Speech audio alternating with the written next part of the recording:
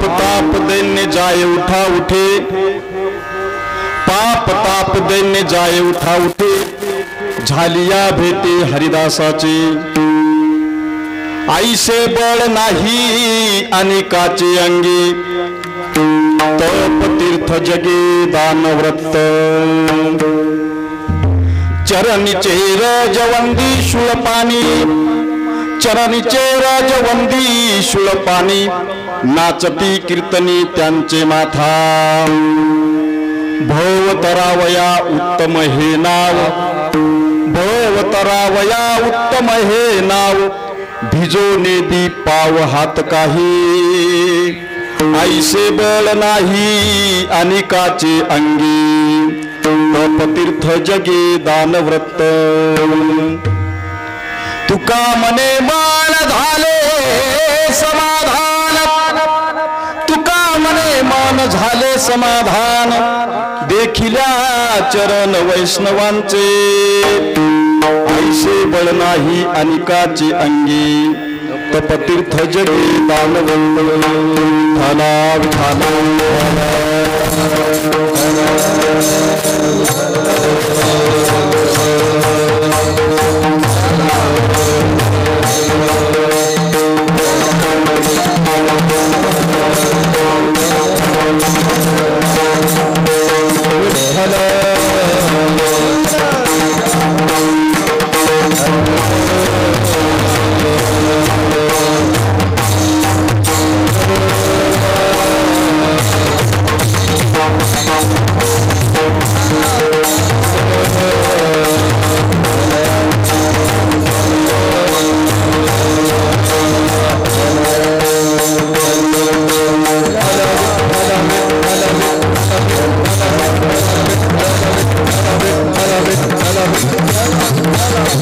विठाला विठाला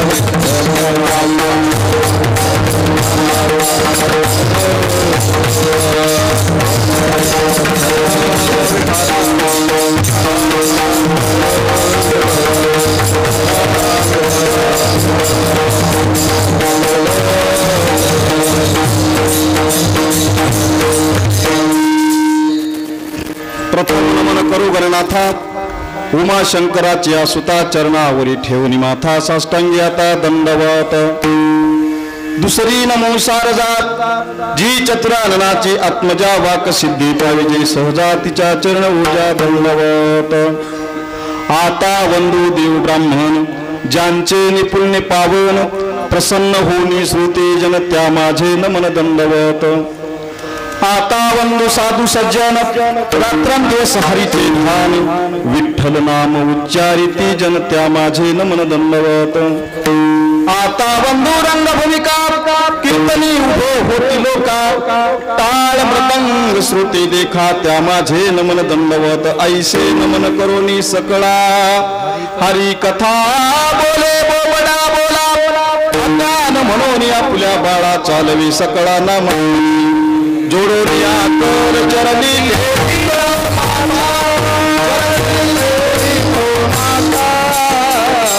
परसावे विनंती माझी पंढरी नाथा, परसावे विनंती माझी पंढरी नाथा.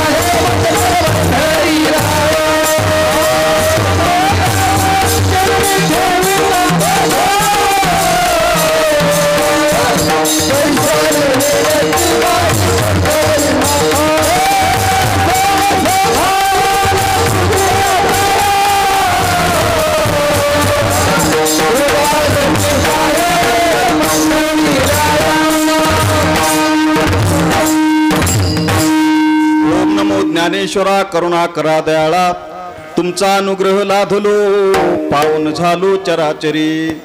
मी कळा कुसरी काहीच नेने, बोलतो वचने अति भाविका. एका जनार्दनी तुमचा दास, त्याची आस पुरवावी.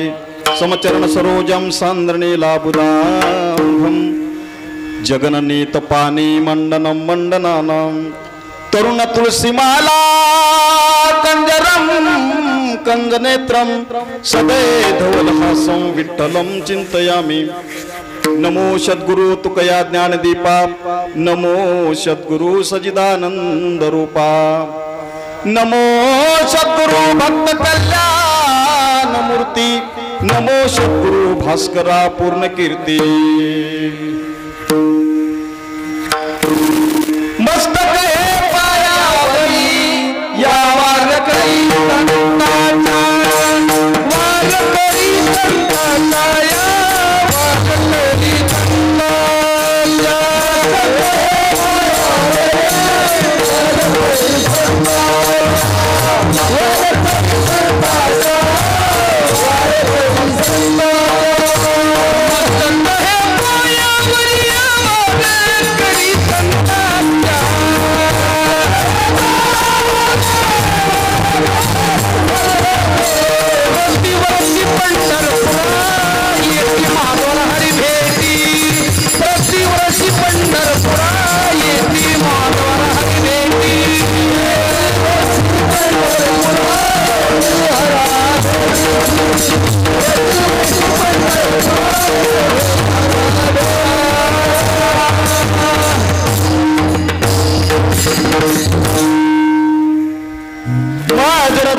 सद्गुरु जेने तारिलो हा संसार पुरू, मनोने विशेष अत्यादरू विवेकावरी.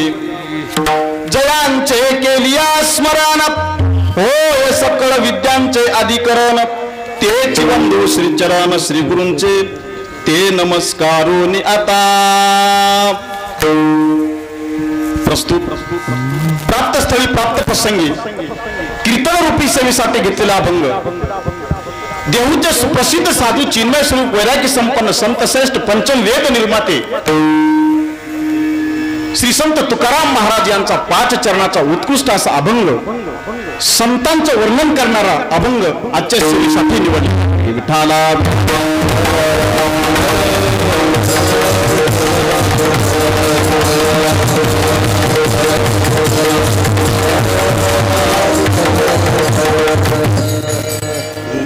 अभंगावर चिंतन करण्यापूर्वी अभंगाचा सरळ अगदी त्रोटक शब्दामध्ये भावार्थ मी आपल्या पुढे मांडणार आहे.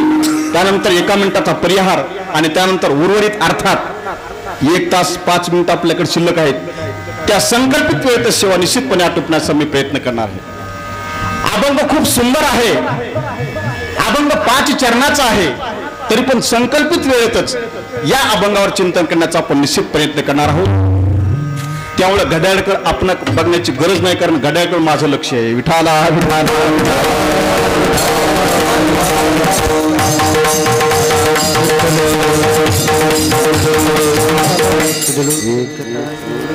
अभंग खूप सुंदर आहे. महाराज म्हणतात, पाप ताप दैन जाय उठावती, झालिया भेटी हरिदासाची. हरिदासाची भेट झाल्यावर, हरिदासांची भेट झाल्यावर पाप ताप आणि दैन्य उठाउठीने जातात, अर्थात लवकरात लवकर समाप्त होतात.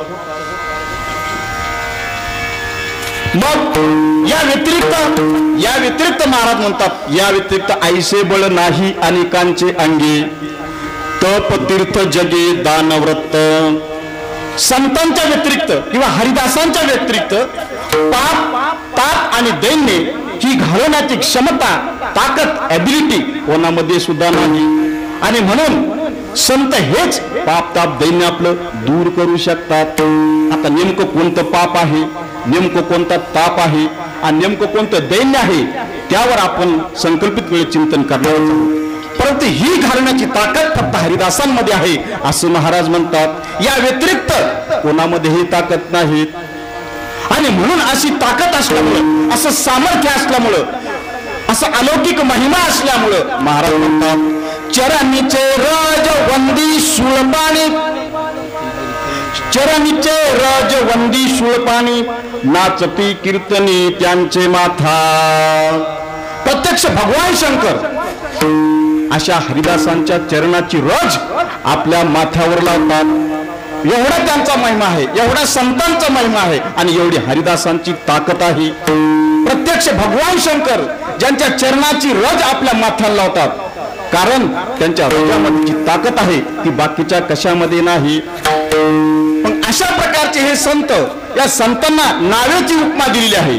नाव काय करते तर सागरामधून पहिलं तीराला नेण्याचं कार्य करते. तसंच संत सुद्धा या भवसागरातून पहिलं तीराला नेण्याचं महान कार्य करतात. म्हणून महाराज म्हणतात भवतरावया उत्तम हे नाव, भवतरावया उत्तम हे नाव, भिजो नेदी पाव हात काही. महाराज म्हणतात ही भवसागर जो आहे, हा भवसागर तुम्ही तरुण जाणार आणि तरुण जात असताना या भवसागरामधून मार्गक्रमण करीत असताना तुमच्या हातही भिजणार नाही, पावही भिजणार नाही. असं सामर्थ्य त्या ठिकाणी संतांमध्ये आहे. म्हणून महाराज शेवटच्या चरणामध्ये खूप सुंदर वर्णन करतात. तुका म्हणे मन झाले समाधान, तुका म्हणे मन झाले समाधान, देखिल्या चरण वैष्णवांचे.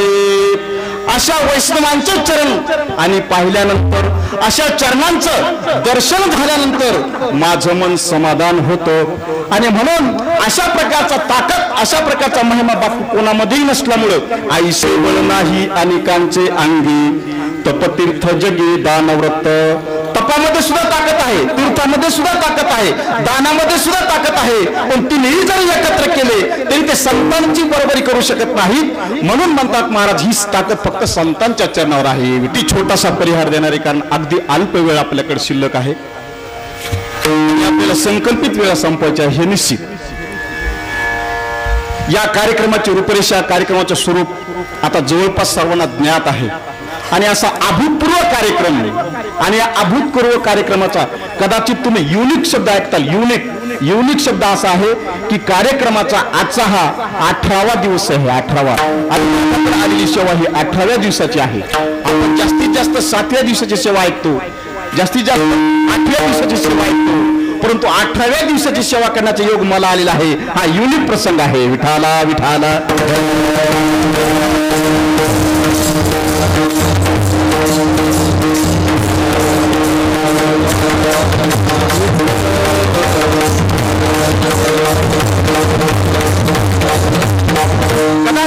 कदाचित आजच्या घडीला अखिल महाराष्ट्रामध्ये एक महिन्याचा अशा प्रकारचा भव्य दिव्य कार्यक्रम फक्त आपल्या श्री संत तुकाराम महाराज संस्थान जोगवाडा या ठिकाणीच असेल असं मला वाटतं. बाकी सर्वत्र मी कानोसा घेतला. या कार्यक्रमाबद्दल काल मी सांगितले की आंध्र प्रदेश, त्याच्यानंतर कर्नाटक, गोवा, दादरा दमन हवेली, त्याच्यानंतर गुजरात, मध्य प्रदेश या 5 राज्यातून मला फोन आले. म्हणजे अशा प्रकारचा कार्यक्रम तुमच्या जोगवाडा संस्थानामध्ये होतो. काय संस्थानाचा काय महिमा आहे त्यांना बाबाबद्दल मी थोडीशी माहिती सांगितली. तेलंगणा म्हणजे आंध्र प्रदेशचाच भाग, तेलंगणा, आंध्र प्रदेशातून भरपूर फोन आले आणि अशा कार्यक्रमाची उत्सुकता त्यांना सुद्धा आहे. आणि कदाचित या 5ही राज्यामधून शेवटच्या दिवसापर्यंत आपल्याला भेट देणारा मंडळ येणार आहे. एवढा कार्यक्रमाचा आपला महिमा आहे. आणि हा महिमा घडून आला अर्थात या कार्यक्रमाचे संयोजक, प्रेरणास्त्रोत आणि ज्यांच्या मार्गदर्शनाखाली हा कार्यक्रम सुरू आहे अशा हरिभक्तपरायण रमेशजी महाराज जोगवाडकर यांच्या संकल्पनेतून आणि सर्व भक्तांच्या सहकार्यातून, सर्व श्रोत्यांच्या सहकार्यातून आणि अर्थातच ब्रह्मविद ब्रह्मलीन नथुरामजी बाबा टिहाळकर यांच्या अतीव आशीर्वादातून हा कार्यक्रम भव्यदिव्य स्वरूपात सुरू झालेला आहे. असा अभूतपूर्व कार्यक्रम अगदी रंगतदार अवस्थेमध्ये आजच्या 18व्या दिवशी आलेला आहे. आणि यानंतर रंगत वाढत वाढत जाऊन परमोच्च क्षणी हा कार्यक्रम जाणार आहे. याच्याबद्दल कोणाच्याही मनात शंका नाही. विठाला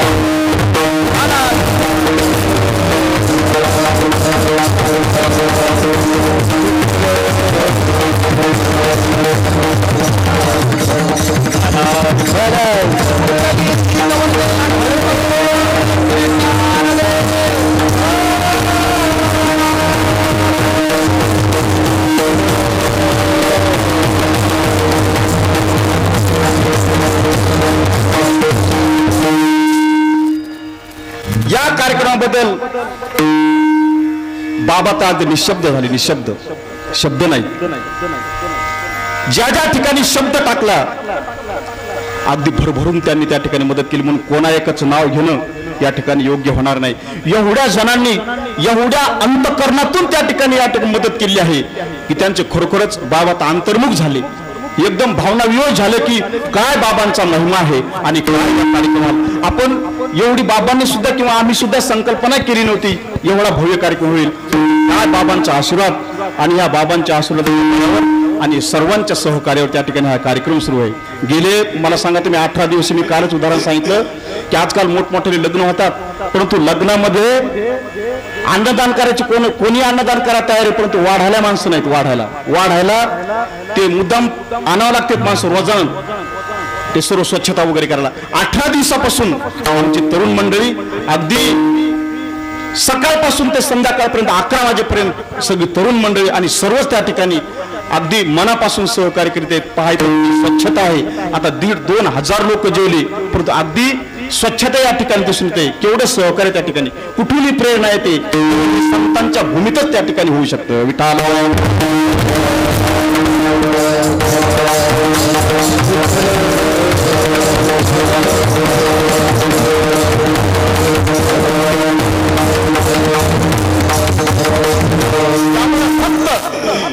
जेथ दिव्यत्वाची प्रचिती तेथे कर्मा.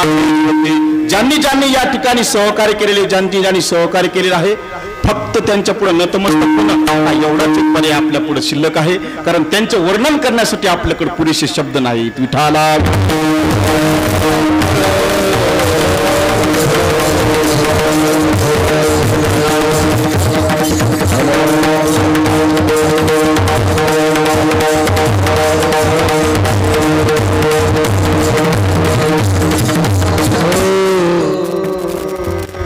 महाराज म्हणतात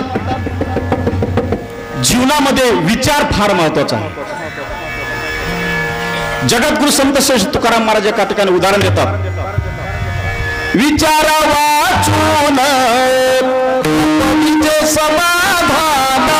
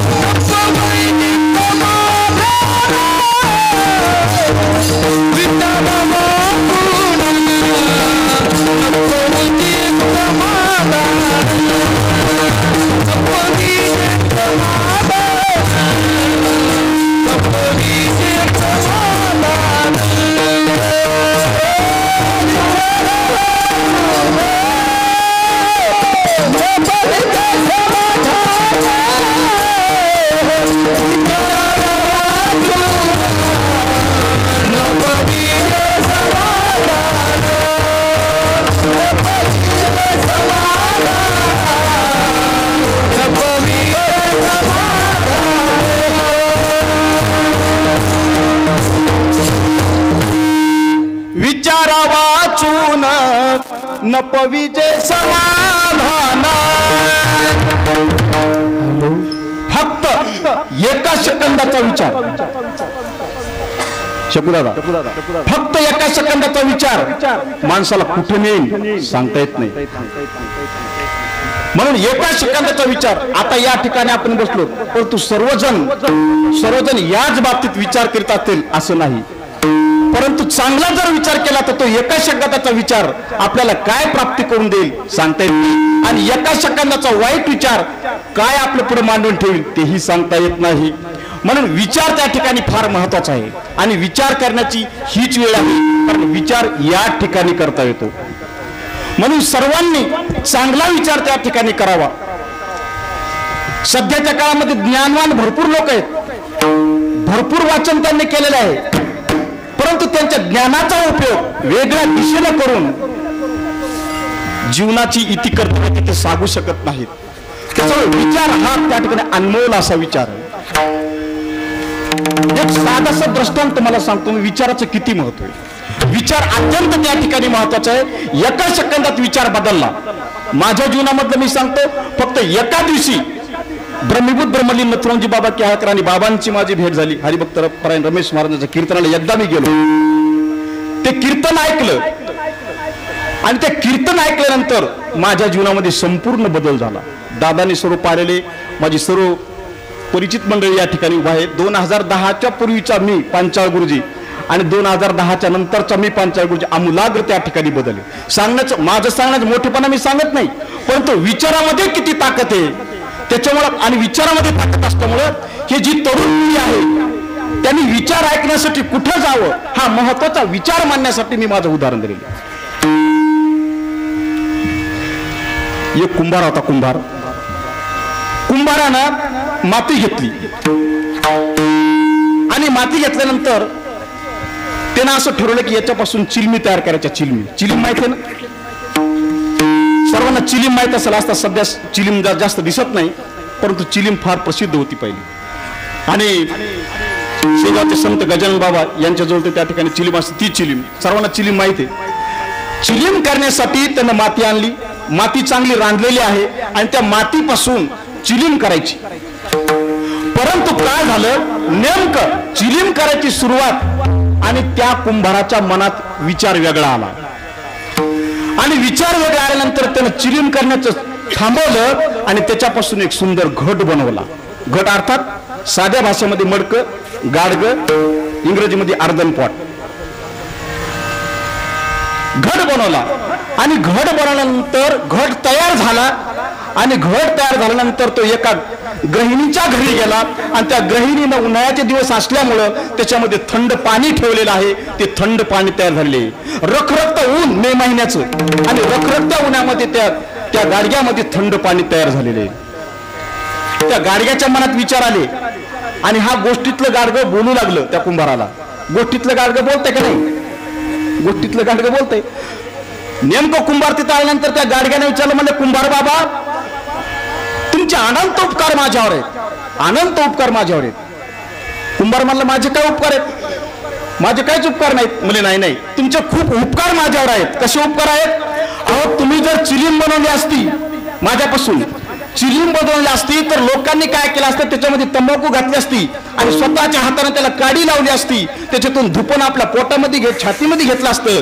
मला तर जाळत असतं पण त्याची छाती सुद्धा जाळून घेतली असती. आणि आता मी या गाडग्यामध्ये थंड पाणी केलेलं आहे. थंड पाण्यामुळे मी भी थंड आहे. अर्थात पाण्या जे माठ आहे तो सुद्धा थंड आहे आणि जो पाणी पिईल त्याचा सुद्धा आत्मा थंड केल्याशिवाय राहणार नाही. आणि म्हणून फक्त तुमचा एका सेकंदाचा विचार, परंतु किती आमूलाग्र बदल झालेला आहे. म्हणून महाराज म्हणतात विचार त्या ठिकाणी एवढा महत्वाचा आहे. आणि सध्याच्या काळामध्ये म्हणून कोणत्याही विचाराच्या माणसाजवळ जाणं अत्यंत धोकादायक आहे. आणि आपण 10 गोष्टीकडे दुर्लक्ष करा, परंतु आपला मुलगा, आपलं घरातलं कोणी सदस्य कोणाच्या विचाराच्या सान्निध्यात आहे याच्याकडे लक्ष असू द्या. आणि असं जर लक्ष दिलं तर आपलं घर त्या ठिकाणी सुधारण्याशिवाय राहणार नाही. विचार त्या ठिकाणी फार महत्वाचा. विचारच माणसाला मोठ्या स्थानावर नेऊ शकतो आणि विचारच माणसाला अधोपतनाला नेऊ शकतो. पण विचार फार महत्वाचा आहे. एका सेकंदाचा विचार सर्व मंडळीच्या मनामध्ये आला आणि असा भव्य धीरे त्या ठिकाणी कार्यक्रम सुरू झाला. आणि हा कार्यक्रम म्हणजे संस्काराची तर भर आहेच, परंतु आपलं जीवन कृतकार्य करण्याचे फार मोठं माध्यम आहे. विठाला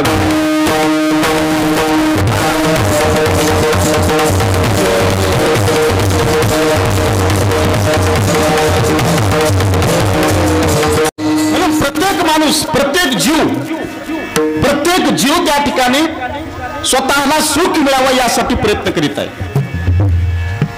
आणि त्यासाठी प्रत्येकाला असं वाटतं की माझा मुलगा अतिशिक्षित झाला, माझा मुलगा उच्च शिक्षित झाला तो भरपूर पैसे कमवेल आणि माझ्या जीवनामध्ये अपेक्षित सुख समाधान त्या ठिकाणी मला भेटेल.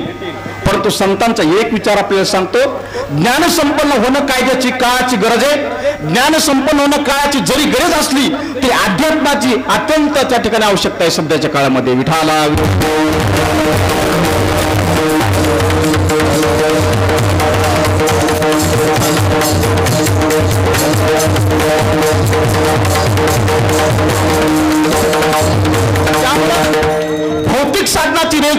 विज्ञानाच्या सहाय्याने निश्चितपणे होईल याची शंका नाही आम्हाला. भौतिक साधनाची रचना निश्चित त्या ठिकाणी विज्ञानाच्या सहाय्याने होईल, पण आत्मिक शांती मिळण्यासाठी तुम्हाला परमार्थ त्या ठिकाणी करावं लागेल, याच्यापेक्षा वेगळं साधनच नाही. आपण पाहतो तर जगभरामध्ये अमेरिकेसारखा देश आहे, अफगाणिस्तानचा देश, काय चाललंय त्या देशामध्ये? भरपूर पैसा त्या देशाकडे, पैशाचे अत्यंत त्या ठिकाणी कमी नाही, पण त्या पैशाच्या सहाय्याने त्यांनी केलं काय? शस्त्रांची निर्मिती केली, शस्त्रांची, आणि त्या शस्त्रांच्या बळावर त्या ठिकाणी आता सर्वसत्ता करू इच्छितात. आपला भारत असा सहिष्णू देश आहे, या ठिकाणी अध्यात्माची जोड असल्यामुळं आतापर्यंत आपण सुरक्षित आहोत, आणि त्या अध्यात्माच्या बळावरच सुरक्षित राहण्याची हमी आहे. विठाला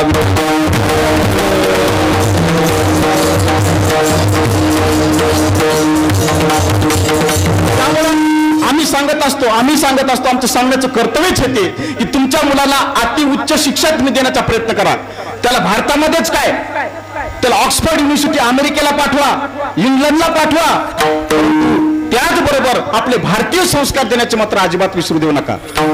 नाहीतर आईनं मदत केल्यानंतर तो थँक्यू म्हणल्याशिवाय राहणार नाही, बाबाने मदत केल्यानंतर तो थँक्यू म्हणल्याशिवाय राहणार नाही, आणि तो जर थँक्यू म्हणला तर त्याच्या थोबाडात दिल्याशिवाय राहू नका. विठाला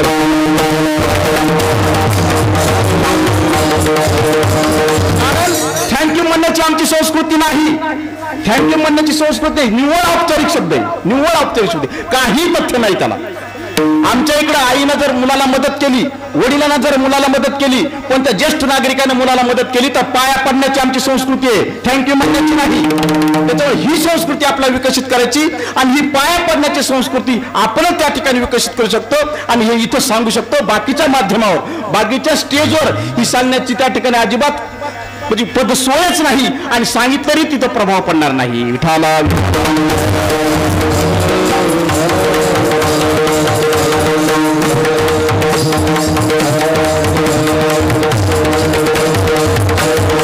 कशासाठी करतो आपण दादा, कशासाठी करतो आपण? अहो रात्रंदिवस तळमळ कशासाठी आहे? समाधानासाठी आहे. रात्रंदिवस त्या ठिकाणी समाधानासाठी आहे. मला आज सुख होईल, उद्या सुख होईल, परदिवशी सुख होईल. सर्व सुखाची आशा जन्म गेला,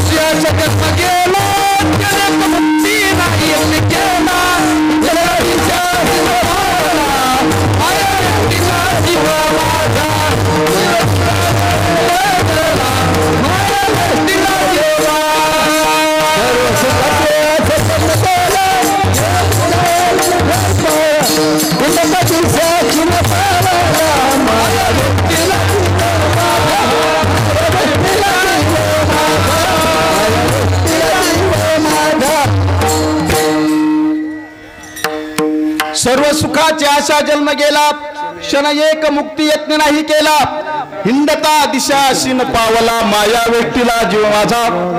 महाराज म्हणतात माझे स्वहित नेनती कोणी, काहीच न करती मध वाचुनी, आणि सज्जन तो सुखाची मांडणी, नेनती कोणी आधी अंत. कोणालाच अंत त्या ठिकाणी माहित नाही. मायबापाला सुद्धा त्या ठिकाणी खरं हित कळत नाही, असं या ठिकाणी म्हणतात की मायबापा खरं तर आपले हितचिंतक, मायबापाला आपलं चांगलं व्हावं असं वाटतं, परंतु नेमकं काय चांगलंय हे त्यांना त्या ठिकाणी माहित नाही. हित नाही ठावे जननी जनका, दाविला लौकिका चारतेही. म्हणून खरं ज्ञान जर त्या ठिकाणी असेल, खरं हिताचा कळवळा कोणला असेल, आणि खरं हिताचं ज्ञान जर कोणी देऊन शकणार असतील तर ते मात्र संत आहेत. विठाला विठाला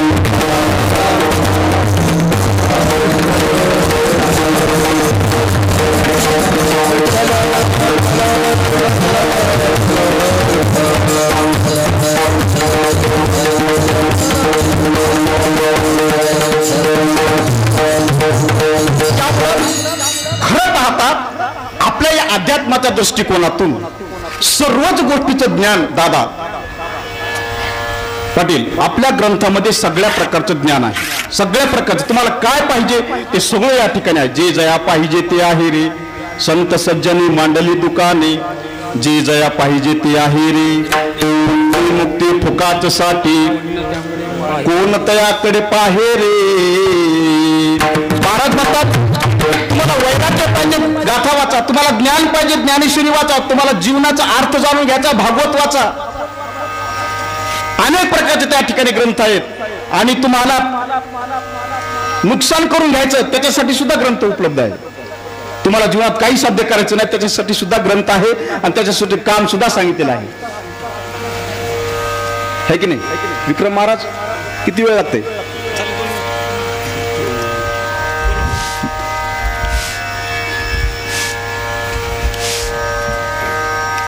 प्रत्येक जण प्रत्येक अवस्थेमध्ये त्या ठिकाणी समाधानाची इच्छा करतो. पहिलीच जो विद्यार्थी आहे त्याला असं वाटतं की दुसऱ्या वर्गात गेल्यानंतर आनंद आहे, दुसऱ्या वर्गात त्याला वाटतं तिसऱ्या वर्गामध्ये आनंद आहे, तिसऱ्या वर्गात त्याला वाटतं 10वी मध्ये गेल्यानंतर आनंद आहे, त्याला वाटतं 12वीला गेल्यानंतर आनंद आहे, कोणाला वाटतं युनिव्हर्सिटीमध्ये गेल्यानंतर आनंद आहे, युनिव्हर्सिटीमध्ये त्यानं शिक्षण घेतलं त्याला असं वाटतं की नोकरी भेटल्यानंतर आनंद आहे, आणि नोकरी भेटलेल्या ज्यांना नोकरी भेटली त्यांना असं वाटतं की लग्न झाल्यावर आनंद आहे, आणि लग्न झालेले आपल्यापैकी बहुतेक जण आहे. मग आपला अनुभव सांगा आता कसा आहे. मरण भले परी काय अवकाळाची, मरण भले परी काय अवकाळाची,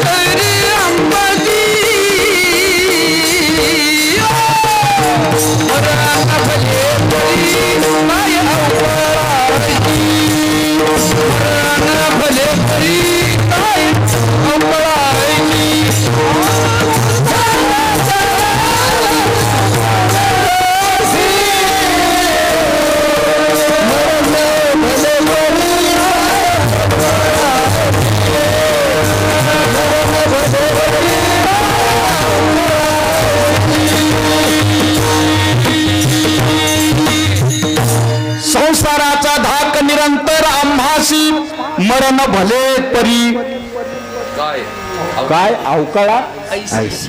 हे लग्न झालेल्याचा त्यानंतर अनुभव आहे. एक सुभाषितकार छान म्हणतो, जीवन में वाइफ होने की बहुत जरूरत है, जीवन को कंट्रोल करने के लिए वाइफ की जरूरत बहुत जरूरत है, लेकिन एक बार वाइफ आने के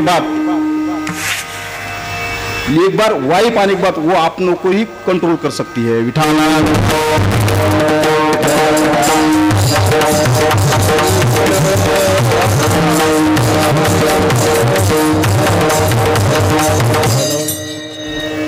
सर्व गोष्टी त्या ठिकाणी संतांनी तपासून पाहिलेल्या आहेत आणि सर्व गोष्टीतून त्याने असा सार काढला की या जीवनामध्ये या संसारामध्ये त्या ठिकाणी सुख नावाची गोष्ट नाही, सुख नाही कोठे आली या संसारी, वाया हव भरी होऊ नका, किंवा दुःख बांधवडी आहे हा संसार, सुखाचा विचार नाही कोठे.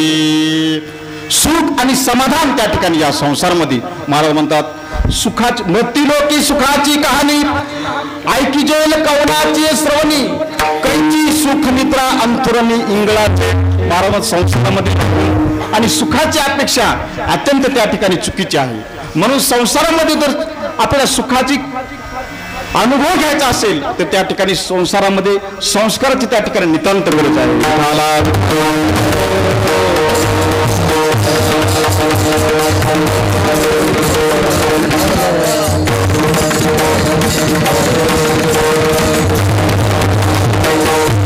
म्हणून सध्याच्या काळामध्ये नितांत कोणत्या गोष्टीची जर गरज असेल, विक्रम महाराज मृदंगाचारी, नितांत जर काळाची गरज कोणती असेल तर तरुण पिढीवर अत्यंत चांगले संस्कार होणं काळाची गरज आहे. त्या आता या आधुनिकतेच्या नावाखाली लोक काय करतील काही सांगता येत नाही. आणि असं असून सुद्धा जग खूप सुधारलं, जग खूप पुढे गेलं असं म्हणतात, परंतु संतांना मात्र ते पटत नाही. आता पहा तुम्ही, आपण पाहतो जग म्हणतात चंद्रावर गेलं, चंद्रावर माणूस गेला, नील आर्मस्ट्रॉंग चंद्रावर गेला, माणूस चंद्रावर गेला, परंतु शेजारची चंद्रकला मेलेली सुद्धा याला माहीत होत नाही. मुंबई सारख्या ठिकाणी, पुण्यासारख्या ठिकाणी शेजारी मेलेला माहीत होत नाही. माणूस मंगळावर गेला, माणूस मंगळावर गेला, पण शेजारच्या मंगळदासाचं काय चाललं याला अजिबात नाही. आपण पूर्वी पाहत होतो की गावात जर काही दुर्घटना झाली, गावात जर काही घटना झाली तर सर्व गाव त्या ठिकाणी निस्तब्ध व्हायचं, थांबायचं. आजकाल तसं राहिलं नाही आणि याला म्हणतात जग त्या ठिकाणी सुधारलं. याला जर जग सुधारलं म्हणलं तर आपला संप्रदाय याला जग सुधारलं असं म्हणत नाही. माणसाला माणूस जर तुम्ही म्हणत नसाल तर त्याला जग सुधारलं कसं म्हणता येईल? विठाला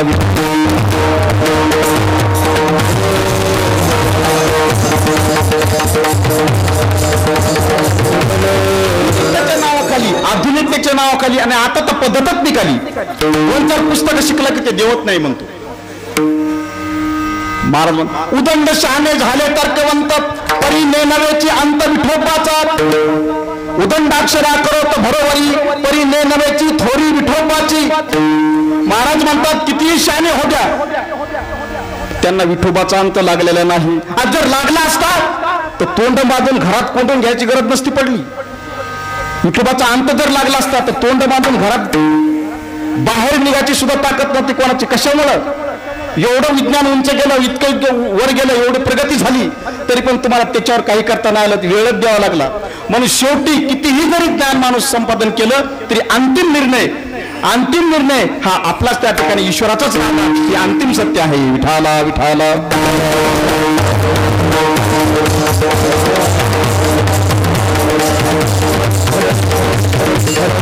माणसं म्हणायचे पहिले की एखाद्या आपण अंत्यविधीला जर गेलो तर घरी येताना आंघोळ करून यावं, हातपाय धुवून यावं बाहेरून आल्यानंतर. पण काय सुशिक्षित आमच्या बरोबर तुम्ही जुने विचाराचे काय करत नाही. अहो ते मेला गेला, आपलं झालं, अंत्यविधी झाला. परंतु आता शास्त्रानं सुद्धा सांगितलंय की अंत्यविधीनं आल्यानंतर तुम्ही आंघोळ करून त्या ठिकाणी घरात जा.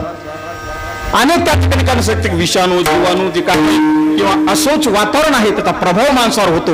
आणि ज्यावेळेस आपण मंगल स्नान त्या ठिकाणी घरी करतो ते सगळे विचार बाजूला सारले जातात आणि शुद्ध विचार घेऊन माणूस घरात जातो. पण काही लोक काय होत नसतं तसं. परंतु या कोरोना या रोगानं दाखवलं की बाहेरून आल्यानंतर तुम्ही हातपाय धुतल्याशिवाय आणि घरात यायचं नाही. हे आपले मूळ संस्कार होते.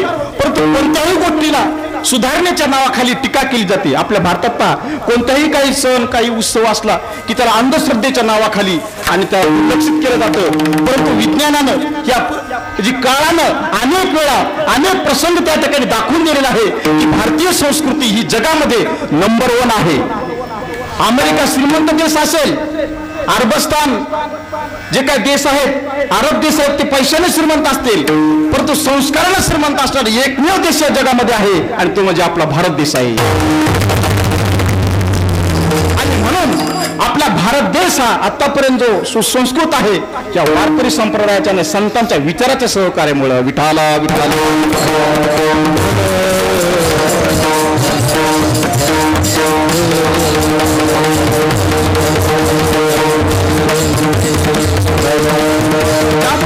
सुशिक्षितपणा आणि सुसंस्कृतपणा याच्यामध्ये गल्लत करू नका.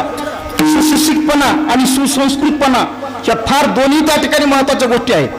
एखादी सुशिक्षित बाई चप्पल घालून चपात्या करते, सुशिक्षित बाई चप्पल घालून त्या ठिकाणी संस्कार करते.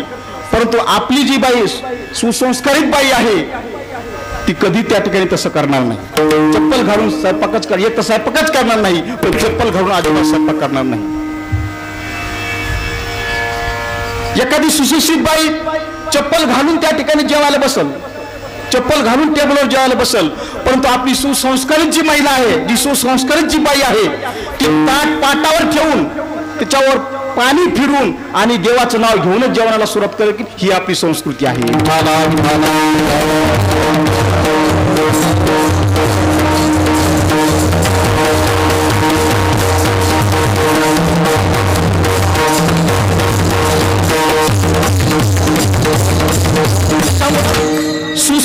त्या ठिकाणी होणं अत्यंत जरुरी आहे. त्यामुळं मी शिक्षक या नात्यानं, शिक्षक या क्षेत्रामध्ये असल्यामुळे या विचारावर आम्ही नेहमीच भर देत असतो की तुमच्या मुलाला इंग्रजी येणं काळाची गरज आहे.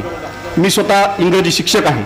इंग्रजी येणं काळाची गरज आहे, पण त्याला आस्खलित मराठी येणं आणि ज्ञानेश्वरी आणि गाथा त्याला माहीत असणं ही आपल्या संस्कृतीची गरज आहे. आणि हे झालंच पाहिजे. नाही तर तो तुम्हाला डॅडी म्हणल्याशिवाय राहणार नाही आणि आईला मॉम म्हणल्याशिवाय राहणार नाही. आणि डॅडी आणि मॉम म्हणजे सगळं बेकाम. विठाला विठ्ठल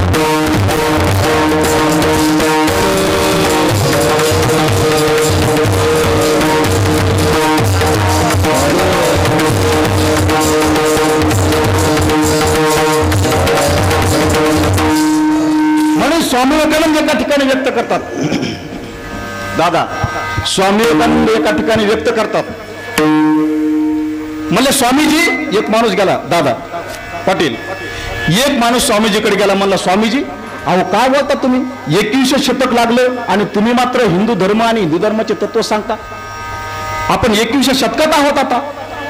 तेव्हा त्या ठिकाणी स्वामी विवेकानंद एक वाक्य सांगितलं. ते म्हणतात की science is important, there is no doubt about that. Science is important, but union of science and spirituality is the need of time. Union of science and union of science and spirituality, whether these go hand to hand with each other, there can be peaceful atmosphere in the universe. Otherwise it is never possible. विज्ञान आणि अध्यात्म must go with each other, hand to hand, हातात हात घालून. विज्ञान आणि अध्यात्म, spirituality जर हातात हात घालून त्या ठिकाणी पुढे गेल्या तरच जगामध्ये शांती नाही गेली. Only in that condition peaceful atmosphere in the universe is necessary, otherwise not possible. अजिबात त्या ठिकाणी शक्यत नाही. आपण पाहतो निस्ता ज्ञानाचा स्फोट झाला, निस्ता ज्ञानाचा स्फोट झाला अमेरिकेमध्ये आणि जपानमध्ये बॉम्बस्फोट झाला. 1945 ला दादा काय झालं, 1945 ला नागासाकीवर बॉम्बस्फोट त्या ठिकाणी झाला आणि बॉम्बस्फोट झाल्यानंतर लाखो लोक त्या ठिकाणी मेले. त्या ठिकाणी थोडं जरी अध्यात्माचं ज्ञान त्यांना असतं की या बॉम्बमुळे किती जीव मरतील आणि किती काळापर्यंत याचे दुष्परिणाम त्या ठिकाणी भोगायला लागतील, यांना थोडी तरी कल्पना आली असती तर त्यांनी बॉम्बस्फोट केला नसता. नागासाकी आणि हिरोशिमा आपल्याला माहित आहे, 1945 ला बॉम्बस्फोट केला. दादा आणखीही त्या ठिकाणी अपंग मुलं जन्माला येतात आणि अपंग मुला जन्मावून जवळपास 50% लोकांना कॅन्सरची बिमारी होती जपानमध्ये, हिरोशिमा आणि नागासाकी. 1945 जवळपास 80 वर्ष त्या ठिकाणी होत आले, परंतु आतापर्यंत सुद्धा तिथं अपंग मुलं जन्माला येतात बॉम्बस्फोटमुळं. आणि त्या ठिकाणी जर अध्यात्म रुजला असता, आमचे संतांचे विचार जर तिथे पोहोचले असते तर निश्चितपणे त्यांनी बॉम्बस्फोट केला नसता आणि त्या ठिकाणी शांततेचं वातावरण असतं. आणि म्हणून की सुसंस्कार त्या ठिकाणी, ज्ञान तर महत्वाचं आहेच, शंकाच नाही, परंतु त्याबरोबर हे आध्यात्मिक ज्ञानाचा जर त्याला जोड असेल तर निश्चितपणे त्या ठिकाणी शांती होऊ शकते, नाहीतर शांती शक्य नाही. विठाला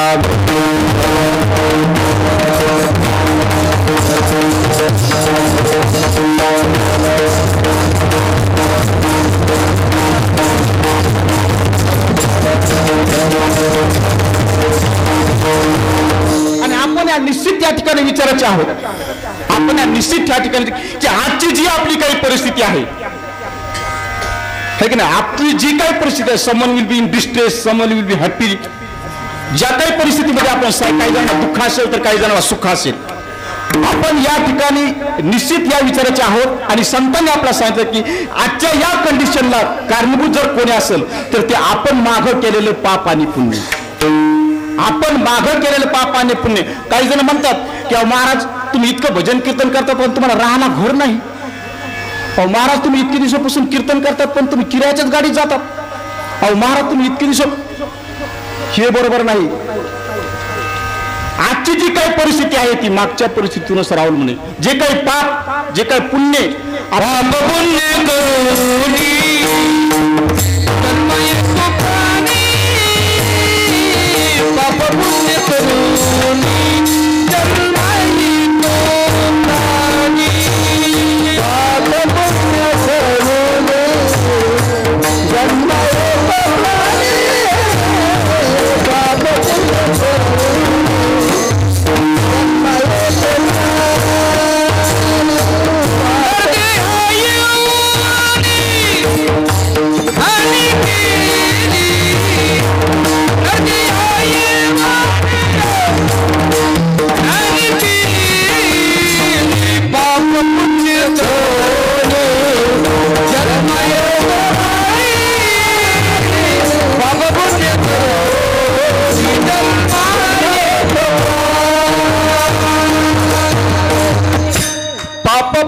करोनी जन्मा येतो प्राणी, पाप पुण्य करून जन्मा येतो प्राणी. निर्दयायोनी महाराज म्हणतात की एक प्रमाण आहे ना प्रमाण असं आहे की आपण जे जन्माला आलो तेच मुळात पापाचं फळ आहे. पापाची यामुळे जन्मायने घडे पापाची यामुळे मोठं असलं सांगा. संचिताचे फळे भोगावया. जन्मायने घडे पापाची यामुळे, पापामुळे त्या ठिकाणी जन्मलं. मग काय पाप केलं आपण? पाप काय केलं आपण? बरं पाप काय केलं हे ठरण्या अगोदर नेमकं पाप कशाला म्हणायचं आणि पुण्य करायचं हाच मोठा प्रश्न आहे. विठाला विठाला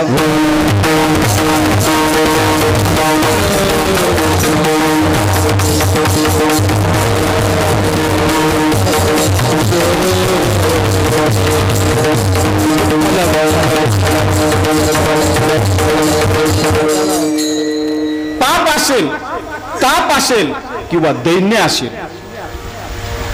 पाप असो ताप असो दैन्य असो, हे कितीही जरी त्या ठिकाणी भयंकर असले तर त्याला घालवण्याचा उपाय आपल्या साहित्यामध्ये सांगितलेला आहे. आणि तो उपाय काय आहे? त्या अभंगाचं प्रथम चरण. जाय उठा उठी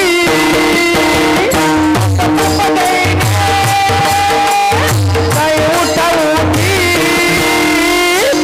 पाप ताप दैने जाय उठा उठी पाप ताप दैने जाय उठा उठी पाप ताप दैने जाय उठा उठी पाप ताप दैने जाय उठा उठी पाप ताप दैने जाय उठा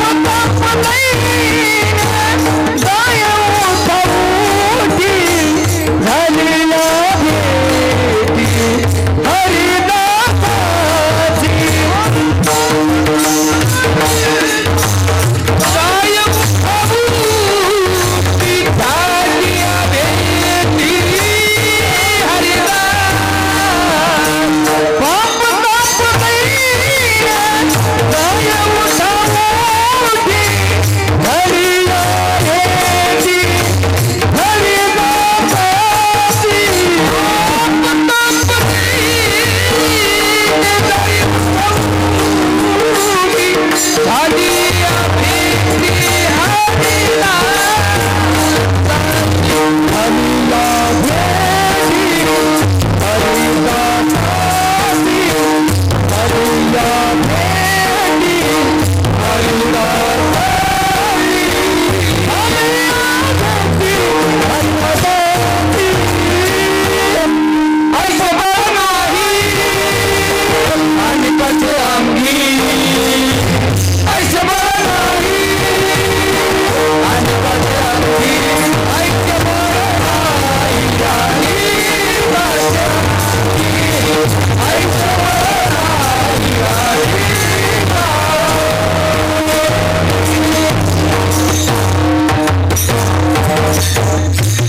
पाप ताप दैने जाय जाय उठा उठी झाली भेटी हरिदासांची. हरिदासांची भेट झाल्यानंतर पाप ताप आणि दैन्य उठाउठी अर्थात लवकरात लवकर त्या ठिकाणी संपुष्टात येतं. नेमकं पाप कशाला म्हणायचं, नेमकं पुण्य कशाला म्हणायचं हा विस्तृत भाग आपण वगळू.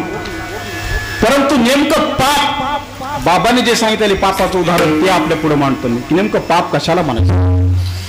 पुण्याची व्याख्या तर नाही सांगता येणार. पुण्य ते परोपकार पाप ते परपीडा अनेक नाही जोडा दुजायासी. आणि पाप असल्यानंतर तुमच्या जीवनामध्ये समाधान राहू शकत नाही. समाधान नाही याचा अर्थ पाप उदयाला आलं असा निश्चित त्याचा अर्थ होतो. एक साधं उदाहरण असं आहे, एक माणूस आहे, त्या माणसानं लग्न केलं, लग्नानंतर त्याला 2 मुलं झाले, 2 मुलांना 2 नातू झाले.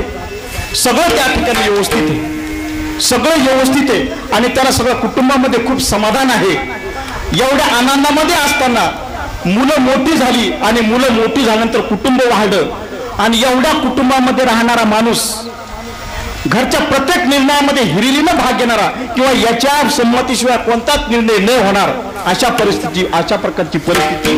परंतु शेवटी असं झालं की त्या माणसाला एवढं कुटुंब असून वेगळ्या कोठ्यामध्ये त्या ठिकाणी त्याला ठेवण्यात आलं.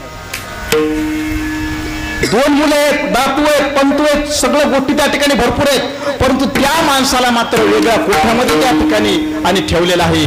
मला सांगा की उगच झाला असेल का? निश्चितपणे त्या ठिकाणी हे पाप त्या ठिकाणी उदयाला आलेले आहे. आणि जे काही रोग आहेत ते रोग सुद्धा महाराजांनी प्रमाण दिलेले, रोग सुद्धा फुकट येत नाही, उगची उगत अजिबातच येत नाहीत. तुका म्हणे पापे येती रोगाची,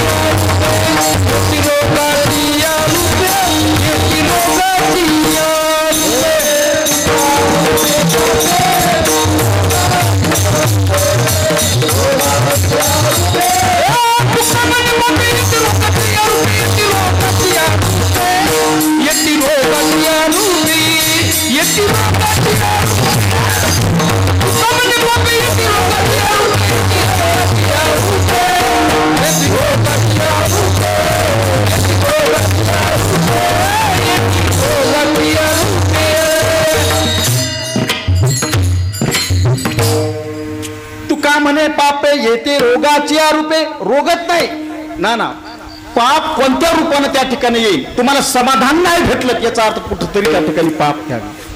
एवढं कुटुंब भरलेलं असताना आणि प्रत्येक निर्णयामध्ये याच्याशिवाय निर्णय नाही होणारा, पण शेवटच्या घडीला ज्यावेळेस सोयरीक झाली त्यावेळेस बाबाला सांगितलं, बाबा तुम्हाला माहिती आहे काय तुमच्या नाताची सोयरीक जमली. त्या म्हाताऱ्याला खूप वाईट वाटलं की जेवढा हा पसारा त्या ठिकाणी मी वाढवलेला आहे, अहो हाडाची काड्या केली, रक्ताचं पाणी केलं, लोकांना व्याजाने पैसे देऊन दुपटीनं व्याज त्याच्याकडून वसूल केलं, याच्यासाठी कमीला लोकांचे धुरे कोरले, धुऱ्यावरले झाडं तोडले, पण ते सोडीत नाही. एवढे या पोरासाठी केलं ना, आता त्याच्या पोराच्या लग्नाला मला साधं बोलवलं सुद्धा नाही. हे असमाधानाचंच लक्षण आहे. आणि हे असमाधान कशामुळे झालं तर निश्चितपणे संत म्हणतात की हा त्या ठिकाणी पापाचाच परिणाम आहे. विठाला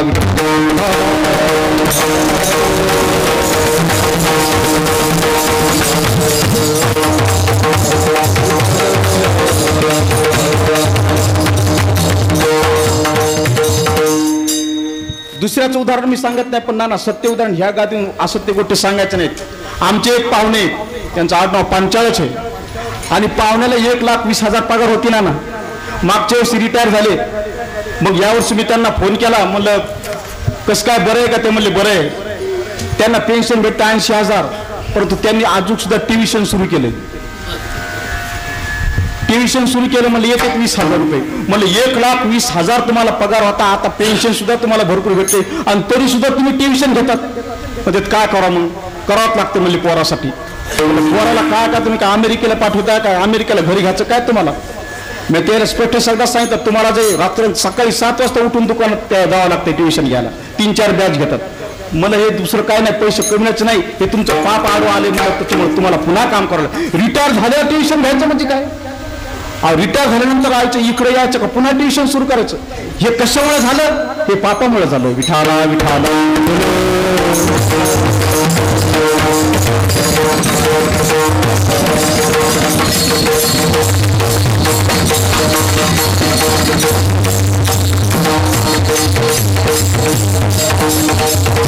त्यामुळे हे पाप जे अनेक 6 प्रकारचे पाप सांगितले ते विस्तृत मध्ये आपल्याला 6 प्रकारचे पाप, 6 प्रकारचे ताप आणि दैन्य ताप अनेक त्या ठिकाणी विस्तृतपणे सगळे आध्यात्मिक ताप, आध्यात्मिक ताप, आधिभौतिक ताप, अनेक प्रकारचे ताप आहेत, अनेक प्रकारचे पाप आहे आणि अनेक प्रकारचं दैन्य सुद्धा आहे. दैन्य म्हणजे काय? दैन्य म्हणजे दुसरं काय नाही दादा. दैन्याची व्याख्या महाराजांनी केली. दैन्य म्हणजे काय? पैसे नसलं म्हणजे दैन्य नाही, आणि पैसे नसलं म्हणजे तो गरीबही नाही. पैसे नाही म्हणजे कधी गरीब होत नाही. नाथ महाराजांनंतर दैन्याची अवस्था लय सुंदर शब्दात वर्णन केली. साध्या शब्दात सांगतो मी तुम्हाला, जेव्हा सर साध्या शब्दात सांगतो, नाथ महाराज म्हणते दलिंदर माणसाचं लक्षण त्याने सांगितलं. दलिंदर माणूस साध्या शब्दामध्ये, जवळी असता कोटी धन, ज्याचे संतुष्ट नाही मन, अर्थात तो दरिद्र हुली दरिद्र जा, दान नाथ महाराजांनी म्हणलेले की जवळी कोटी धने. आमचा एक पाहुणा आहे,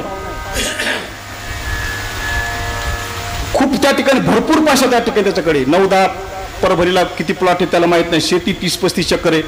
परंतु आपण कोणत्या भावनेनं आलो, आपण गेल्या तिथं म्हणतो काय सांगावं लईच अडचण आहे. त्याला वाटतं हे मागतं का काय, त्याला आधीच घेऊ. आपण तिथं गेलं की त्याचं घरानं सांगा सुरू काय सांगा तुम्हाला, पोराची पगार नाही, शेतीचं उत्पन्न खरडून गेलं, घराचा किराया वसूल नाही, अशा अनेक. मग त्याला अगोदर गेल्या सांगावं लागतंय की आम्ही काय मागायसाठी आलो नाहीत, काय नाही, सहज आलो. हा ते म्हणतो मग काय हरकत नाही. आणि एकदा योगायोगानं त्याच्या पोराला पाहण्यासाठी आम्ही गेलो दुसऱ्या संघ. तर गेल्यानंतर आमचं एवढं स्वागत केलं त्यानं, आणि स्वागत केल्यानंतर पोराला 1.5 लाख पगार. औरंगाबादला एक प्लॉट घेतला पोरानं, इथं आरामशी नाही, 35 एकर वावर आहे, 1 कोटी रुपये जमा आहेत, असं सगळी माहिती सांगणार. म्हणजे माणूस कसा यायला त्याच्या पद्धतीने, म्हणजे घ्यायचं असलं की वर्णन, आणि कोणी माघाला याचा आकार जरी दिसला तर स्वतःचं असं तोंड करायचं. आता ते नको शब्द विठाला.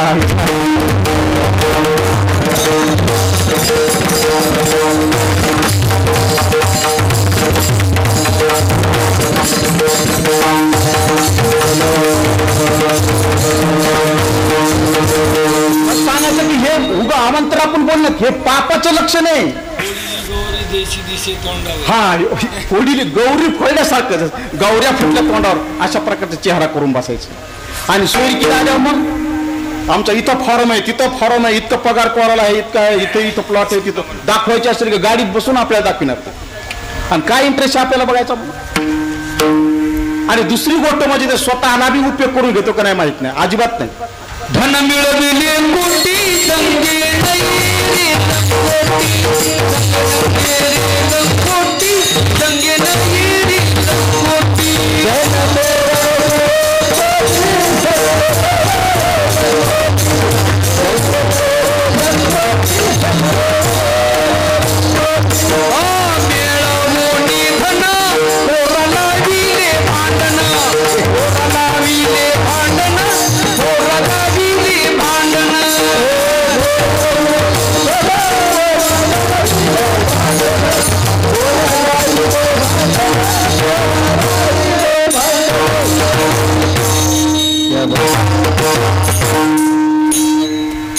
आपलं कीर्तन 8:30ला सुरू झालं ना, 10:15 पर्यंत सगळ्यांची जरी इच्छा असेल तर आहे की नाही, फक्त 10:15, कारण 8:30ला सुरू झालं.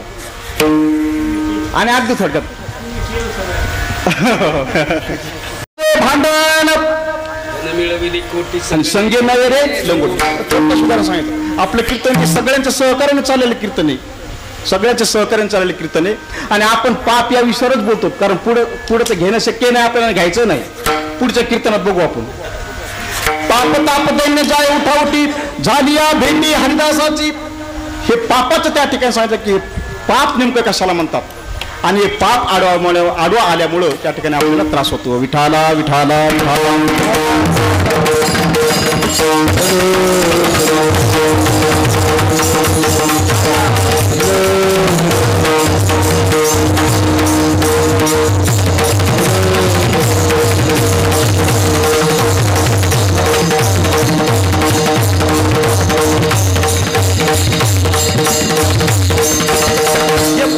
त्या ठिकाणी घालून देण्याची क्षमता कोणामध्येच नाही, असं अभंगाच्या 2ऱ्या चरणामध्ये महाराज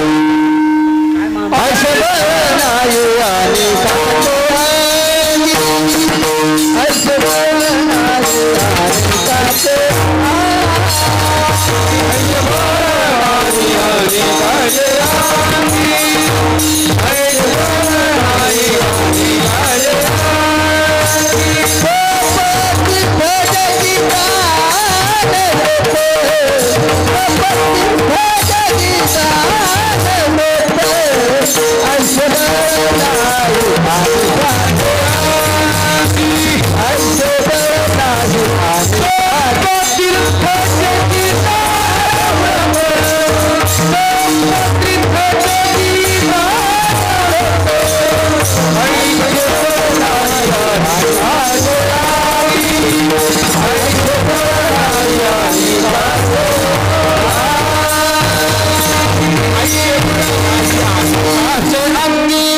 ऐसे बळ नाही आणि त्याचे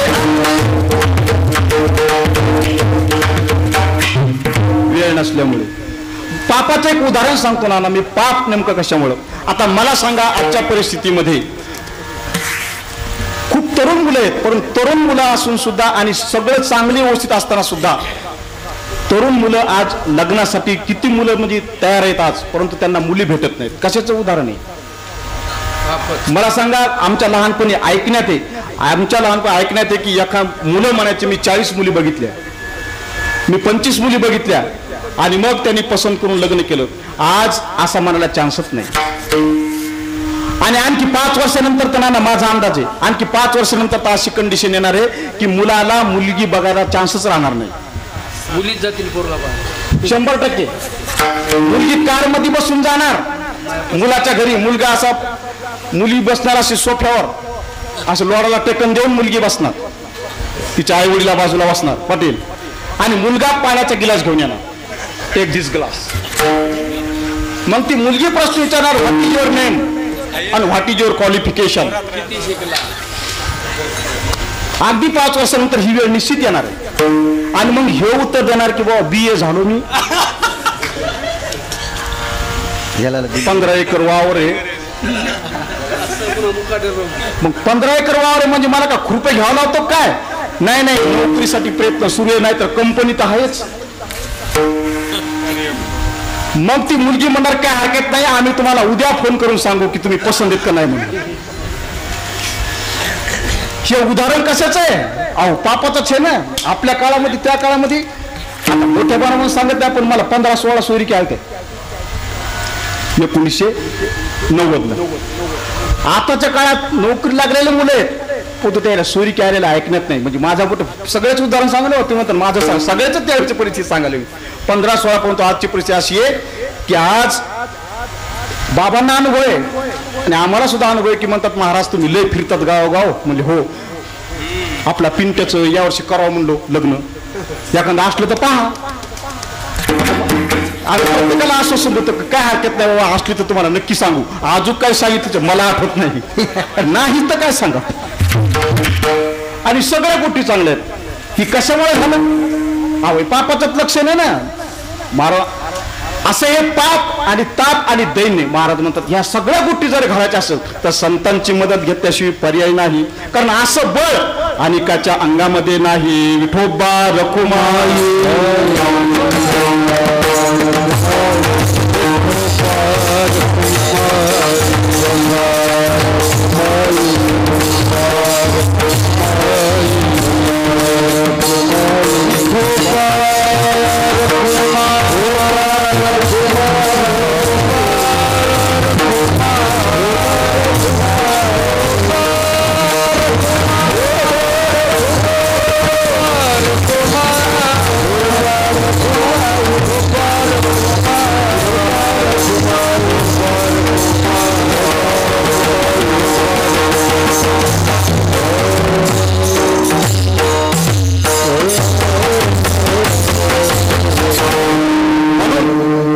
अगदी 5 मिनिटात कीर्तनाचा समारोप होणार आहे.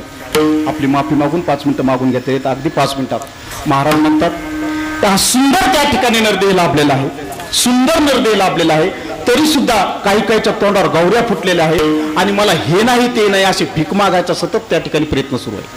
अहो जे दिलं त्याच्याबद्दल कृतज्ञता व्यक्त करा. जे दिलं त्याच्याबद्दल कृतज्ञता व्यक्त केला. You express your gratitude towards the god what he has given to you without any demand. काय मागितलं आपण त्यांना आणि काय दिलं आपण, तरी सुद्धा आपल्या सर्व त्या ठिकाणी अवयव दिलेले आहेत. आणि हे सगळं देऊन सुद्धा रोज भिकाऱ्यासारखं द्यावा हे मला देईन. मंदिराकडून जाताना सहज त्या ठिकाणी पाया पडतो आशीर्वाद द्या. आणि हे मागण्या आपल्या सतत सुरू आहेत. महाराज म्हणतात की मागण्यासाठी नाही. अहो आता हे तुम्हाला न मागता मिळालेलं आहे. आता तुमच्याकडून देण्याचा टाइम त्या ठिकाणी आलेला आहे. आणि आपण काय द्यायचं, आपण काही द्यायचं नाही तर फक्त देवाचं गुणगान त्या ठिकाणी करायचं. फक्त देवाचं गुणगान. त्याचे करील चिंतन. आपलं भरपूर वेळ नसल्यामुळे आपण घेत नाही. परंतु सर्व त्या ठिकाणी प्रमाण आमचे तयार आहेत, परंतु वेळ नसल्यामुळे की हा सुंदर निर्दय दिलेला आहे देवाचं गुणगान करण्यासाठी, परंतु आपण बाकीच्या गोष्टीकडे हा व्यर्थ गावतो. पाहे शरीराच्या गावा जया लागी आले पांडवा, तो कार्यार्थ वाघवा सांडून या, इंद्रिय ग्रामीचा राजविधी अहम ममतेची अजल्पवादी आणि विकारांतराची मांदी मिळवितात. हातो बुडविला विषयाची ओढी, बुडविली जोडी आयुष्याची, बुडविली जोडी आयुष्याची. सगळं त्या ठिकाणी माईक त्या ठिकाणी जमिनीमध्ये. आणि हे माईक हे म्हणून कधी लक्षात येतं, माईक हे म्हणून कधी लक्षात येतं, शेवटच्या क्षणी, अंतिम क्षणी लक्षात येतं. आणि त्यावेळी लक्षात येतं की ज्यावेळी तुमच्याकडे करण्यासारखं काहीच राहत नाही. कोळीला अंतकाळी प्राण प्रयाणाच्या वेळी आणि हाती निराळी रांगापुरी सकळ. आणि कोरोनानं दाखविलं एकदा घरातून गेल्यानंतर तो वापस येईलच म्हणून गॅरंटी अजिबात गॅरंटी नाही. अनेक उदाहरणं त्या ठिकाणी झालेली आहेत. म्हणून हा सुंदर निर्णय दिलाय, मिली थी जिंदगी जिस काम के लिए, मिली थी जिंदगी जिस काम के लिए, लेकिन तुमने गवा दी कागज के टुकड़े कमाने के लिए. फक्त कागदाचे तुकडे, कागदात नाही काय, कागदाचे तुकडे जमा करण्यामध्ये.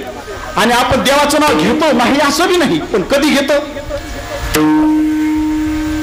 फक्त आपल्याकडे दुःख त्या ठिकाणी आलेलं आहे. दुःख आल्यानंतर दुःख में सुमिरन सब करे, सुख में करे न जो सुख में सुमिरन करे, दुख का है वो मेरा, दुख का है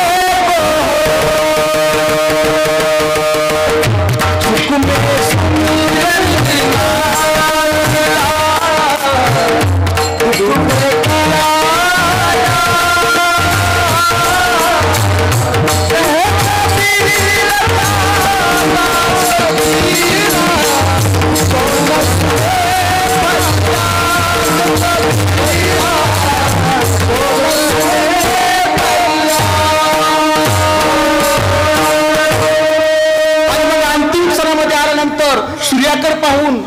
एकदा मी घाटी दवाखान्यात गेलो होतो दादा, औरंगाबादच्या, सकाळची वेळ. आणि अनेक पेशंट दवाखान्याच्या बाहेरून सूर्याकडे पाहून, देवा मला एकदा घर पाहू द्या, या दुःखातून मला वेगळं करा. कारण त्याला डॉक्टरनं सांगितलं असते की तुमची जाण्याची शक्यता कमी आहे, घरी इकडं जाण्याची शक्यता जास्त आहे. मग सूर्य पाहिले म्हणतात, देवा हे सूर्य बघायचं मला माझ्या घरी जाऊन. आणि जेव्हा घरी होता त्या सूर्य माऊस तर इकडे सुद्धा येत नव्हता. आणि मग देव म्हणतो, आता तुला माझी आठवण आली काय, दुःख में सुमीर सुख में सुमिरन ना किया, दुःख में किया कहे कबीर दास की, तो न सुने फरियाद कबीरा, तो न सुने फरियाद. आता मी तुझं ऐकणार नाही, कारण ज्यावेळेस तू चांगला होता त्यावेळेस तू माझ्याकडे लक्ष दिलं नाही.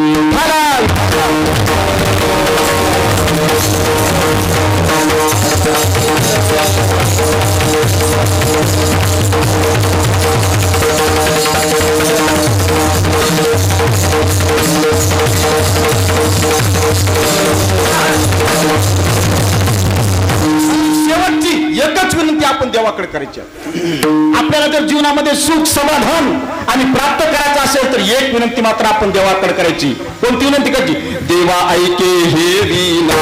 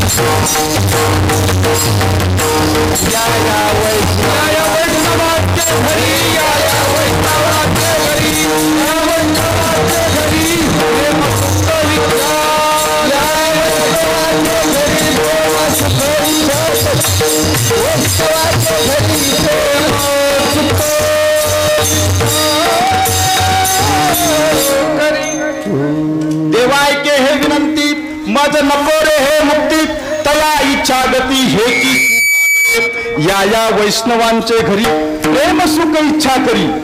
महाराज काय आनंद त्या ठिकाणी आहे. हा फक्त वैष्णवांच्या घरी आनंद आहे आणि हा आनंद ज्यावेळेस मिळतो त्यावेळेस सुख दुःख या भावना त्या ठिकाणी विलिप्त होतात आणि राहतो फक्त आनंद. म्हणून महाराज म्हणतात पाप ताप दैन्य जाय उठा उठी झालिया भेटे हरिदासांची. आणि हा अभंग घेण्याचं कारण आपण सर्वजण त्या ठिकाणी संत मायबाप संतांच्या सहवासात आपलं जीवन व्यतीत झालेलं आहे. संतांचा सहवास आपल्याला लाभलेला ही फार मोठी भाग्याची त्या ठिकाणी गोष्ट आहे. आणि म्हणून या संतांचं वर्णन त्या ठिकाणी आपल्या मुखातून व्हावा या एकमेव शुद्ध हेतून हा घेतलेला अभंग. या अभंगावर माझ्या मतीप्रमाणे आणि बाबांचा जो काही आशीर्वाद त्या ठिकाणी मला प्राप्त झालेला आहे त्या आशीर्वादाच्या बळावर आपल्या सर्वांच्या कृपा आशीर्वादाच्या बळावर त्या ठिकाणी बोबड्या बोलानं मी विवेचन करण्याचा त्या ठिकाणी प्रयत्न केलेला आहे. फक्त विनंती एकच आहे, बोलण्याच्या ओघामध्ये एखादा शब्द चुकून आपल्याला चुकला असेल तर आपण उदार अंतकरणाला माफ करावं एवढी त्या ठिकाणी विनंती करतो. अभंग मोठा आहे परंतु आपण नियोजित वेळेत त्या ठिकाणी संपवण्याचा प्रयत्न केला. हा अत्यंत रंगतदार अवस्थेमध्ये पोहोचलेला कार्यक्रम खूप सुंदर आहे. आणि मी अगोदरच सांगितल्याप्रमाणे महाराष्ट्रामध्ये एकमेव कार्यक्रम आपला त्या ठिकाणी सुरू आहे जो तब्बल 33 दिवस त्या ठिकाणी चालणार आहे आणि त्या 33 दिवसाचा 18वा दिवस चालेल. आणि हा सर्व जो अभूतपूर्व कार्यक्रम उभा राहिलेला आहे हरिभक्त परायण रमेश महाराज जोगवाडकर यांच्या प्रेरणे मार्गदर्शनाखाली आणि निश्चितच हरिभक्त परायण ब्रह्मपुत्र बाबा यांच्या कृपा आशीर्वादाच्या अत्यंत त्या ठिकाणी बाबा हा कार्यक्रम रंगतदार सुरू आहे. आणि सर्व श्रोते मायबाप आपण अगदी अंतःकरणपूर्वक या ठिकाणी कार्यक्रमाला येत आहात अशी सर्वांना पुनश्च या ठिकाणी बाबांच्या वतीने विनंती करतो की असाच भरभरून त्या ठिकाणी प्रतिसाद द्यावा आणि त्या ठिकाणी या आनंदाची लयरूप करावी. आपली नियोजित वेळ संपलेली आहे. फक्त सुरुवात या ठिकाणी शेवट करत असताना एकच म्हणेन की आज हा कार्यक्रम अत्यंत रंगतदार करण्यासाठी जी टाळकळी मंडळी उभी आहे खरोखर त्यांचे खूप धन्यवाद आहेत. सर्व टाळकळी मंडळीचं नाव घेणे शक्य नाही परंतु खूप सुंदर त्या ठिकाणी साथ दिलेली आहे. आणि अर्थातच मृदंगाचारी मला वारंवार आठवण करून देत आहे विक्रम महाराज आणि खरोखर तोड नाही त्यांच्या मृदंग महामेरू त्या ठिकाणी राम महाराज काजयंतीचे शिष्य आहेत. खूप सुंदर त्या ठिकाणी वादन करतात आणि श्रोत्यांच्या बद्दल प्रभो तुम्ही महेशाच्या मूर्ती मी दुगडार्ची तसे भक्ती म्हणून बोल जरी गंगावती तरी स्वीकाराल की प्रत्यक्ष हरिभक्तपरायण रमेश महाराजांनी माझ्या समोर बसून त्या ठिकाणी माझे कीर्तन ऐकले त्याबद्दल त्यांचे खूप खूप हृदयापासून त्या ठिकाणी धन्यवाद आहेत. आपल्या सर्व श्रोत्यांचे खूप धन्यवाद आहेत. आणि विशेष म्हणजे आज विशेषत्वानं तडका मराठीचे चॅनल यूट्यूबवाले त्या ठिकाणी सुंदर त्यांनी चित्रीकरण केलेलं आहे.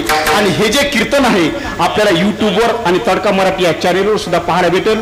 त्याबद्दल यूट्यूब तडका मराठीवाल्यांचे सुद्धा खूप खूप धन्यवाद आहेत. त्यांनी हा कार्यक्रम सर्व महाराष्ट्रभर आणि जगभरात त्या ठिकाणी प्रसारित करणार आहेत. त्यामुळे त्यांचे खूप खूप धन्यवाद आहेत. झालेली सेवा, शेवटचे वाक्य, झालेली सेवा संतांच्या पायावर आपल्या सर्व श्रोतवंदांच्या चरणावर अर्पित करून सेवेला या ठिकाणी पूर्णविराम. ज्ञानेश्वर भारत महाराज पंचाळ गुरुजी आज पाप ताप दैनी जाय उठा उठे झाले या भेटी हरिदासाची.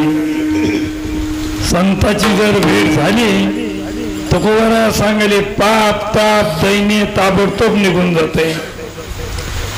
आईशे बळ नाही अनिकाचे अंगी तप तीर्थ जगी दान व्रत करा, व्रत करा, दान करा, पण अशी शक्ती कोणामध्ये नाही. चरणीचे रज वंदी सुळ पाणी नाचती कीर्तनी त्यांचे माता. चरणीचे रज म्हणजे पायाची माती, सोडपाणी म्हणजे शंकर भगवान. संत केवढे बघा नाही का. पुण्यवंत व्हावे घेता सज्जनाची नाही पवित्र तो देह वाणी पुण्यवंत जो वदे अच्युत सर्व काळ. तयाच्या चिंतने तरतील दोषी जळतील राशी पातकांच्या. देवळीची रज चरणीची माती धावत चालती मागे मागे. काय त्यावरले वेगळे अनेक वैकुंठ नायक जया कंठी. तुका म्हणे देव भक्ताचा संगम तेथे ओघ नाम त्रिवेणीचा. देव है भक्त है आणि नाम है असा पवित्र श्री क्षेत्र जोगोणा येथे अखंड श्रावण मास हे कार्य चालू आहे. तर आजची सेवा म्हणजे 18व्या दिवसाची सेवा आहे.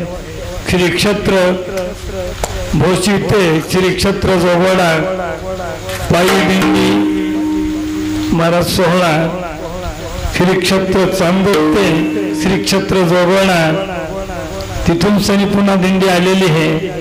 काय भाग्य नाही का. भाग्याचा उदय आणि ते हे जोडे संत पाय.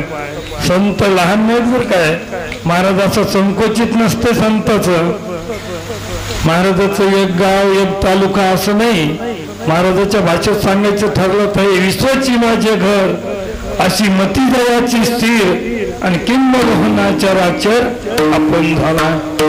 आता नंतर झालेली सेवा महाराजाच्या चरणी अर्पण करून पंजिकाचे अन्नदाते यांचं श्याल सिरफळ देऊन स्वागत होईल. हे आमचे मस्के नाना नाव सुजिते 2 मिनिटात कार्यक्रमाची रूपरेषा आवरून घेऊ. आजचे कीर्तनकार भारत महाराज गुरुजी पंचाळ जोगाळकर यांचं शाल व शिल्प धरून रमेश महाराज जोगाळकर हे त्यांचं स्वागत करते. धन्यवाद. तसेच आजचे सकाळचे जे अन्नदाते आहेत मुंजाभाऊ बनशी तीर्थे आणि